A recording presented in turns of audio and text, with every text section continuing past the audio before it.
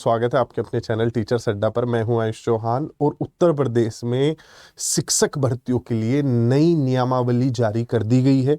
नियमावली का अर्थ है कि किन नियमों के आधार पर जो शिक्षा आयोग है वो काम करेगा। इसमें भर्तियां जो है शामिल करने से लेकर अर्थात जो पद हैं वो सभी विभाग कैसे भेजेंगे वो पूरी प्रणाली समझाई गई है। बाद में उस भर्ती प्रक्रिया के लिए एग्ज़ाम कैसे लिया जाएगा वो पूरी प्रक्रिया समझाई गई है। एग्ज़ाम ऑनलाइन होगा या ऑफलाइन, कितने पेपर बनेंगे, क्या सारी चीज़ें होंगी, कौन फॉर्म भर सकता है, ये सारी चीज़ें समझाई गई हैं। उसके बाद जो एग्ज़ाम पैटर्न है उसको लेकर कुछ कुछ चीज़ें कही गई हैं कि हम इंटरव्यू लेंगे या कैसे कोई रिटर्न एग्ज़ाम होगा, एकेडमिक्स के बेसिस पे वैकेंसी आएगी, वो सारी चीज़ें कही गई हैं।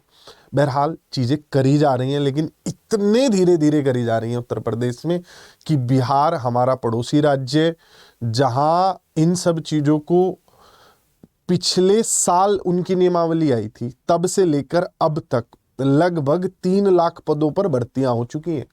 3 लाख पदों पर एक साल के अंदर अंदर। और हम पिछले 2 साल से सुन रहे हैं कि नियमावली बनेगी, भर्तियां होंगी, शिक्षा आयोग का गठन किया जाएगा, ये सारी चीज़ें चलती आ रही हैं। जो पुराने नोटिफिकेशन थे टीजीटी पीजीटी के वो भी रुके हुए हैं और उन चीज़ों को लेकर भी अब कहा जा रहा है कि 3 साल तक अगर हम कोई भर्ती निकाले और उस पर कोई कार्रवाई ना कर पाए तो रद्द कर देंगे। मतलब आपने भर्ती निकाली, आपने पैसे लिए और आप ही रद्द भी कर रहे हैं। गजब चीज़ है। कोई फाइन होना चाहिए था कि अगर हमने कोई भर्ती निकाली और 3 साल तक भी उस पर काम नहीं करा पाए तो हमें फाइन लगाएंगे हम उस डिपार्टमेंट पे। ये सारी चीज़ें होनी चाहिए थी। खैर चलिए, आपकी काम की बातें जो है इसमें से मैं आपको पॉइंट आउट करके पढ़ा देता हूँ। पहले तो एक चीज़ आप ये ध्यान रखिएगा, इसमें अब जितने भी स्कूल हैं उत्तर प्रदेश में, जिस भी प्रकार का टीचर काम कर रहा है, चाहे वो अटल आवासीय विद्यालय हो, चाहे वो अल्पसंख्यक विभाग वाले विद्यालय हो, हर जगह पर भर्ती ये शिक्षा सेवा चयन आयोग करेगा। जो जरूरी पॉइंट्स है उनकी ओर मैं आपका ध्यान आकर्षित कर दूंगा। जहां जहां पर भर्तियां होंगी वो एक बार मैं आपको समझा देता हूं। उच्च शिक्षा विभाग जो है, माध्यमिक शिक्षा विभाग जो है, बेसिक शिक्षा विभाग जो है, प्रशिक्षण एवं सेवा योजन विभाग जो है और अटल आवासीय विद्यालय जो है, इनकी भर्ती, और साथ साथ जो भर्तियां हैं अल्पसंख्यक विभाग की, वो सारी की सारी इसी तरीके से इसी स्तर पर कराई जाएगी। चलते हैं अगले पार्ट पर, आ जाओ। जो जरूरी चीजें थी, यदि 3 वर्ष के अंदर विज्ञप्ति पदों के सापेक्ष चयन की प्रक्रिया प्रारंभ नहीं हो पाती है तो उक्त विज्ञापन आयोग द्वारा निरस्त किया जा सकता है। आयोग पुनः इस विज्ञप्ति को जारी करने का अधिकार रखेगा। लेकिन आप खुद सोचिए कि आप एक वैकेंसी लाए और आप 3 साल तक उस पर कोई कार्रवाई ना कर पाए। कौन सा जमाना है ये? विभाग को खुद कुछ करना नहीं है, सब प्राइवेट संस्थाओं को टेंडर दिए जाते हैं सारी चीज़ों के। बिहार में नोटिफिकेशन आने के महीने भर के अंदर तक रिजल्ट जारी कर दिए जा रहे हैं। तो सीखने वाली चीज़ें, कुछ अगर अच्छी चीज़ें हम अपने पड़ोसियों से सीख सकते हैं तो उन्हें सीख के लागू करने की ज़रूरत है। नया विभाग है, नई चीज़ें आएंगी तो बेहतर रहेगा। जहाँ पहले कुछ चीज़ों में क्या होता था, सिर्फ आपके सब्जेक्ट का टेस्ट होता था, जिससे टीजीटी पीजीटी में अमूमन ये पाया जाता था कि सिर्फ पूरा सब्जेक्ट पूछ लेते थे। अब वैसा नहीं होगा, सामान्य ज्ञान भी पूछा जाएगा और संबंधित वैकल्पिक विषय भी पूछे जाएंगे। जिस चीज के आप टीचर बन रहे हैं वो चीजें पूछी जाएंगी। जैसे 100 नंबर का पेपर है तो 90 का तो आपका रिटर्न होगा और 10 नंबर का आपका इंटरव्यू होगा। एक उदाहरण के तौर पर ये चीज मैं आप लोगों को समझा रहा हूं। इसके बाद अगर मैं आगे की बात करूं तो यहां से आपको क्लियर हो जाएगा कि ज्यादा जो मंशा है पेपर को ऑफलाइन कराने की है। आयोग उत्तर पुस्तिकाओं का मूल्यांकन आयोग द्वारा नियुक्त किए परीक्षक से या कंप्यूटर द्वारा कराएगा, यानी जो एमआर सीट बेस्ड है वो एग्जाम होगा। ठीक, ऑनलाइन एग्जाम भी आयोग करवा सकता है। आयोग ने आगे चल के इस चीज की भी जानकारी दी है कि हम ऑनलाइन करवा सकते हैं। इंटरव्यू के लिए जो स्टूडेंट्स है, नंबर ऑफ वैकेंसी है, नंबर ऑफ स्टूडेंट्स 3 से 5 गुना तक बुलाए जा सकते हैं। अब किस में इंटरव्यू होगा, किस में नहीं होगा, इसकी शक्ति भी आयोग के हाथ में है। हालांकि आप ये मान के चलिए कि टीजीटी पीजीटी और पीआरटी में हमारे यहाँ पर नहीं होता है इंटरव्यू।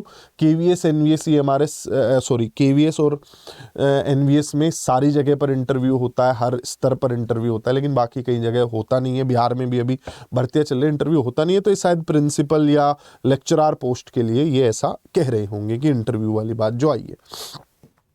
इसके अलावा जरूरी पॉइंट, अच्छा जरूरी पॉइंट, एक और बड़ा जरूरी पॉइंट है कि जो भर्तियां हैं वो किस तरीके से आएंगी। भर्तियां जितने लोग रिटायर हो रहे हैं, जितने लोग रिटायर हो रहे हैं वो सारे के सारे हर साल जुलाई तक, ये बड़ी पॉजिटिव चीज है कि जितने भी लोग रिटायर होंगे उनका हर साल गणना करके जुलाई के महीने तक आयोग को भेजना जरूरी किया गया है। सभी विभागों को आयोग को बताना होगा कि हमारे इतने लोग रिटायर हुए, इतनी वैकेंसी खाली है। आयोग हर साल, जैसे आप लोग देखते होंगे जो पब्लिक सर्विस कमीशन जो हमारा उत्तर प्रदेश में जो विभाग है वो कैसे कराता है, वो हर साल फिक्स्ड अपना एग्जाम लेता है और जितनी पोस्ट आती है उसके अनुरूप जो है रिजल्ट निकाल देता है। तो वैसे ही ये हर साल एग्जाम कराया जाएगा, हर साल वैकेंसीज ली जाएंगी, कितने लोग रिटायर हुए, कितनी पोस्ट क्रिएट हुई हैं, ये वो सारी चीज़ें इसमें दी गई हैं। और रिक्तियों की जो आप ये वाला पॉइंट पढ़ सकते हैं 23 नंबर पे, रिक्तियों का अवधारणा और अधिसूचित किया जाना कि किस प्रकार से वो अधिसूचित की जाएंगी। सीधी भर्ती द्वारा भरे जाने वाले प्रत्येक श्रेणी के पद के लिए भर्ती के वर्ष के अंतिम दिनांक को सेवानिवृत्ति के कारण होने वाली संभावित रिक्तियों को सम्मिलित करना होगा। ये सारी चीजें जो मैंने अभी आपको बताई कि जो लोग रिटायर हुए हैं वो सारी रिक्तियां यहाँ पर डालनी होंगी। तो अगर ये प्रक्रिया बन जाए और लोगों को पता रहे कि भाई इस विभाग में इतनी भर्ती आती है, एक बैलेंस सा बन जाए, तो जो लोग बीएड कर रहे हैं या आप बीटीसी कर रहे हैं उस रेशियो में भी थोड़ा सा बदलाव आपको देखने को मिलेगा। ये ऐसा नहीं होगा कि बेइंतहा लोगों ने बीएड कर लिया, पता रहेगा लोगों को कि 10,000 भर्तियां आती है भाई उत्तर प्रदेश में, या 20 आती हैं, 25 आती हैं। इतना बड़ा राज्य है, इतने सारे टीचर हैं, हर साल कम से कम 20 से 30,000 टीचर रिटायर होते होंगे। बिहार में भी डेटा आया है 10,000 टीचर हर साल रिटायर होते हैं। तो आप ये देखिए इतने सारे पद जा कहाँ रहे हैं। अगर ये एक चक्र बन जाए तो लोग उस हिसाब से अपनी तैयारी कर पाएंगे और भर्तियां आती रहेंगी और लोग जो है अपने इस लक्ष्य को हासिल कर पाएंगे और लोगों को पता रहेगा कि कितना हार्ड है, कितना इजी है। ऐसा नहीं होगा कि बीएड कर लिया भर्ती नहीं है, आपकी उम्र ऐसे ही खराब चलेगी। तो भर्तियां कब तक होंगी इस पे मुझे अभी भी 1-1.5 साल कोई उम्मीद इनकी तरफ से लगती नहीं है। ये मैं आपको सच बता रहा हूँ, क्योंकि जितने ठंडे तरीके से सारी चीज़ें हो रही हैं कि साल 6 महीने में एक छोटा मोटा कुछ आ जाता है आयोग की तरफ से, फिर चीज़ें वैसे ही चलने लगती हैं। वो एक बार रवैया जो है बिहार वाला किसी ना किसी को उत्तर प्रदेश सरकार की तरफ से भी दिखाना होगा।